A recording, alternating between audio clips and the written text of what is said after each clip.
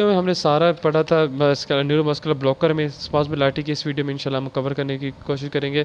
तो स्पाज्मोलाइटिक में हमारे पास क्या क्या आ जाती है, स्पाज्मोलाइटिक की जो हमारे पास दो तरह से हम इसको डिवाइड करते हैं। एक हमारे पास होते हैं अक्यूट, एक होते हैं हमारे पास क्रोनिक। क्या क्या होते हैं, अक्यूट और क्रोनिक। अक्यूट यूज़ और क्रोनिक यूज़। अक्यूट में हम कौन सा यूज़ करते हैं, साइक्लोबेनाजीन, क्या कहते हैं, साइक्लोबेंजाप्रीन, सॉरी साइक्लोबेंजाप्रीन यूज़ करते हैं, या प्राइन, साइक्लोबेंजाप्राइन यूज़ करते हैं। ये एमसीक्यूज़ भी आते हैं कि अक्यूट स्पाज्मोलाइटिक के लिए कौन सा यूज़ करते हैं, साइक्लोबेंजाप्राइन। और मैंने बता दी स्पाज्मोलाइटिक कौन से होते हैं, जो सीएनएस पे एक्ट करती हैं और मसल की टोन जो है उसको कम करते हैं, स्ट्रेंथ को कम नहीं करते, ठीक है। और क्रोनिक में जो है हमारे पास वो 2-3 आ जाती हैं, जिसमें हमारे पास आ जाती हैं कौन सी, इधर में लिख दो, इसमें हमारे पास आती है डियाज़ेपाम आ जाती हैं, डियाज़ेपाम आ जाती है, ठीक है, डियाज़ेपाम। और इसके अलावा दूसरी हमारे पास डाग जो है वो आ जाती है टिनेजाडीन और टिजेनिडीन जो कि अल्फा 2 एगोनिस्ट है, ठीक है। डियाज़ेपाम तो आपको पता है बेंजोडाज़ेपीन है, ठीक है। और एक तीसरी हमारे पास आ जाती है बैक्लोफेन। बैक्लोफेन क्या है, वो हमारे पास गैबा बी पे लगती है, किस पे लगती है, गैबा बी पे लगती है, ए पे नहीं लगती। गैबा ए पे बेंजोडाज़ेपीन और बार्बिट्रेट लगती हैं, ये गाबा बी पे लगती हैं, ठीक है। ये तीन हमारे पास आ जाती हैं। ये काम कैसे करती हैं इसका हम देख लेते हैं, इंशाल्लाह 2-3 मिनट में हमारा ये चैप्टर कंप्लीट हो जाएगा। अच्छा, स्पाज्मोलाइटिक कैसे काम करते हैं, ये पहली तो बात है जो हमारे पास डियाज़ेपाम है उसकी बात करते हैं। डियाज़ेपाम जो है ना वो एक बेंजोडाज़ेपीन है, और बेंजोडाज़ेपीन आपने अपने पढ़ा हुआ है, ये गाबा रिसेप्टर पे लगती है, गाबा ए पे लगती है, ठीक है। वहाँ पे क्या कहते हैं, क्लोराइड का इन्फ्लक्स बढ़ा देती है, क्लोराइड ज़्यादा होते तो हाइपर पोलराइजेशन हो जाती है।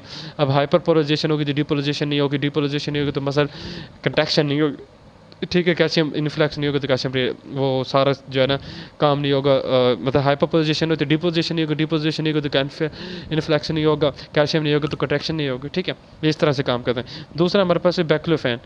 बैक्लोफेन भी ऐसे ही काम करते हैं, वो गाबा ए की जगह किस पे लगता है, गाबा बी पे लगता है, गाबा बी पे लगता है। गाबा बी क्या करता है, वो क्लोराइड्स के साथ नहीं अटैच होता, बल्कि वो पोटाशियम जो है ना पोटाशियम ई फ्लैक्स उसको क्या करते थे, बढ़ा देता है।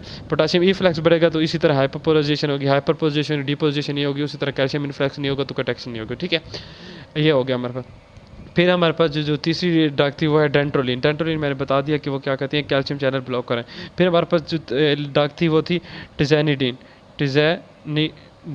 टिजैनिडीन मैंने कहा था ये अल्फा 2 ब्लॉकर है, ठीक है, अल्फा 2 ब्लॉकर है। अच्छा, अल्फा 2 सॉरी एगोनिस्ट है, क्या कह रहा हूँ मैं, अल्फा 2 एगोनिस्ट है। तो हमें पता है कि जब ये इस तरह से होता है, यहाँ से अगर ग्लूटामेट यहाँ से रिलीज़ होना होता है तो यहाँ पे अल्फा 2 जो रिसेप्टर भी यहाँ पे मौजूद होते हैं। अल्फा 2 जब रिसेप्टर ब्लॉक हो जाते हैं ना तो यहाँ से ग्लूटामेट का जो है रिलीज़ भी दोबारा नहीं होता। ये एक जो है डेप्थ का कंसेप्ट है, इसको सिंपल आपने ये इतना याद रखना, इतना बुक में हमारा नहीं लिखा है। ये अल्फा 2 एगोनिस्ट है, बाकी को जो है मैकेनिज्म डिटेल में दिया हुआ है। तो इसके अलावा जो है पहले मैंने बता दिया। हाँ, अब जो है ना इसका ट्रीटमेंट कैसे करते हैं, अगर हमने रिवर्सल, ये बहुत इंपॉर्टेंट पॉइंट है कि रिवर्सल ऑफ ब्लॉकेज,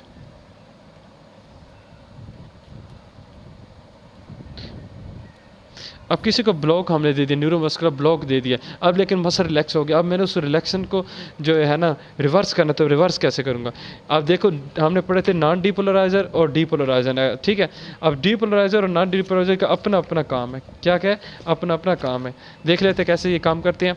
जो हमारे पास होते हैं ना, पहले बात करते हैं जो नॉन डीपोलराइजर को कैसे हम रिवर्स करते हैं। नॉन डीपोलराइजर कैसे होते हैं, ये हमने पढ़ा था, ये क्या है, कम्पिटेटिव इनहिबिटर होते हैं। क्या होते हैं, कम्पिटेटिव इनहिबिटर होते हैं। तो अगर मैं स्टाइलकोलिन का लेवल ज़्यादा कर दूं, ठीक है, स्टाइलकोलिन का लेवल ज़्यादा होगा तो ये इसके साथ कंपेट करेगा, तो इसके जो नॉन डीपोलराइजर है, नॉन डीपोलराइजर, ये कम हो जाएगा। अगर स्टाइलकोलिन ज़्यादा जो कम हो जाएगा तो ये क्या, स्टाइलकोलिन अपना काम करेगा, विल वर्क, और स्टाइलकोलिन क्या करेगा, कंट्रैक्शन काज करेगा। अब मैं कैसे स्टाइलकोलिन के लेवल को बढ़ा सकता हूँ, कैसे बढ़ा सकता हूँ, अगर मैं स्टाइलकोलिन स्ट्रेज एंजाइम जो होता है उसके इनहिबिटर दे दूं, ठीक है, वो क्या करेंगे, स्टाइलकोलिन जो है उसके लेवल को बढ़ा देंगे, क्योंकि उसका अभी वो इनहिबिट हो चुके हैं स्टाइल कोलिन। अब स्टाइल कोलिन इनहिबिटर हमारे पास कौन से होते हैं, नियोस्टिगमीन, पाइरिडोस्टिगमीन, ये सारे जो स्टिगमीन थे हमारे पास, ये नियोस्टिगमीन देंगे, वो स्टाइल कोलिन स्टेज को इनहिबिट कर देगा। उससे वजह से स्टाइल कोलिन जो स्टेज होगा स्टाइल कोलिन को मेटाबोलाइज नहीं कर सके, तो स्टाइल कोलिन का लेवल ज़्यादा हो जाएगा, वो नॉन डिपोलराइजर के साथ कम्पीट करके क्या करेगा, कंट्रैक्शन काज कर देगा, अपने रिसेप्टर पर जाके ऐड करेगा। ये तो हमारे पास है कि हमने कैसे नॉन डिपोलराइजर को रिवर्स किया। अब जो हमने डीपोलराइजर पढ़ा था, अब डीपोलराइजर को कैसे रिवर्स करेंगे। डीपोलराइजर में हमने सक्सिलाइनकोलिन पढ़ा था, तो उसका जो है ना उसके एक औरत है, ये बहुत इंपॉर्टेंट, सुगोमाडेक्स, सुगोमाडेक्स। अब सुगोमाडेक्स क्या है, ये हमारे पास एंटागोनिस्ट है। किसका एंटागोनिस्ट है, ये आपने याद रखना है, हमारे पास एससीक्यूज में आया था। ये एंटागोनिस्ट है रोक्यूरियम का, रोक्यूरोनियम का है, और इसके साथ यार कुछ वीक्यूरोनियम का भी है, वीक्यूरोनियम का भी है। ये आपने इतने भी बात याद रखें। सुगोमाडेक्स क्या है कि न्यूरोमस्कुलर ब्लॉकर है, जो है ना उसको रिवर्स करता है, ब्लॉकर इफेक्ट को। ये क्यों रिवर्स करता है, ये रोक्यूरोनियम जो है और वैक्रोनियम जो है, इनका एंटागोनिस्ट है, और एंटागोनिस्ट होने के साथ ये इन दोनों को क्या कर देते हैं, चिलेट काज कर देते हैं, इनका चिलेट बना देते, और जो चिलेट क्या तो यूरिन में एक्सक्रीट हो जाता है। ठीक है, ये जो मैंने 2 पॉइंट बताए थे, कैसे हम नियोस्टिगमीन से और कैसे सुगोमाडेक्स के इसको रिवर्सल कर सकते हैं। ठीक है, अगर मैंने ये नियोस्टिगमीन जो है, नियोस्टिगमीन दे दिए, ये लास्ट पॉइंट है, फिर हमारे वीडियो खत्म। नियोस्टिगमीन जो है वो तो मैंने नॉन डिपोलराइजर को दिया, तो उसने तो जाके क्या क्या कम्पीट किया, तो स्टाइल कोलिन का लेवल बढ़ गया, उसने जाके कॉन्ट्रैक्शन करा दी, तो रिवर्स हो गया। लेकिन अगर मैंने नियोस्टिगमीन यूज़ किया इन सक्सिनाइलकोलिन और सक्सिनाइलकोलिन जो हमें पता है जो कि डीपोलराइजर है, तो उसमें क्या होगा, इसमें यह होता है कि इसकी हमें पता है फेज़ 1 होती है। फेज़ 1 तो क्या करती है, कंट्रैक्शन काज कर रही थी, डिपोजिशन, तो हमने नियोस्टिगमीन दिया है, वहाँ से स्टाइलकोलिन भी आ जाएगा।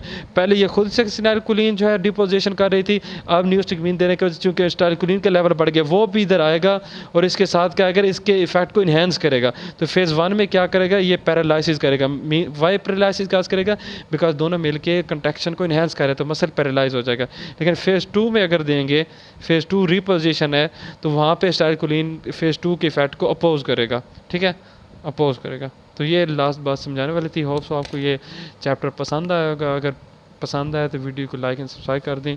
इंशाल्लाह नेक्स्ट वीडियो नेक्स्ट चैप्टर के साथ। Thank you.